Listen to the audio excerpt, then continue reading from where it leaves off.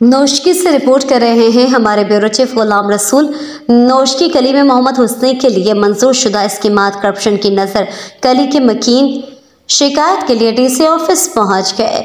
कबायली रहनुमा हाजी हुजूर बख्श मोहम्मद हुसैन, कबीर अहमद मोहम्मद हुसैन और फ़िक्र नौ तहरीक के सरबरा अमीर मोहम्मद हुसैन की सरबराही में वफ़द ने डिप्टी कमिश्नर अमजद हुसैन सुमरू से मुलाकात करते हुए कहा कि कलीम मोहम्मद हुसैन के लिए 9,500 फीट नालियाँ मंजूर हो चुकी हैं, जबकि मुतल्लिका ठेकेदार ने सिर्फ 4,500 फीट नाली तामीर की हैं, जबकि 5,000 फीट नालियों की फंड्स करप्शन की नज़र हुए हैं।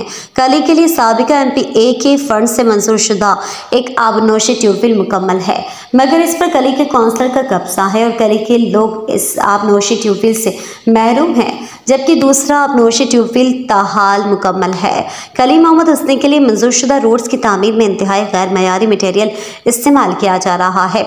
डिप्टी कमिश्नर नौशकी ने वफ़द को यकीन दहानी कराई कि मुतालिका महकमों के हुकाम से इस हवाले से जवाबदा होंगे। अगर ठेकेदार ने PC1 के मुताबिक नालियाँ तामीर नहीं की तो ब्लैक लिस्ट करेंगे। उन्होंने कहा कि आवाम की फलाह बहबूद बुनियादी मसाइल के हल के लिए मंजूर शुदा स्कीमात में कोई कोताही और खुर्दबर्द बर्दाश्त नहीं करेंगे।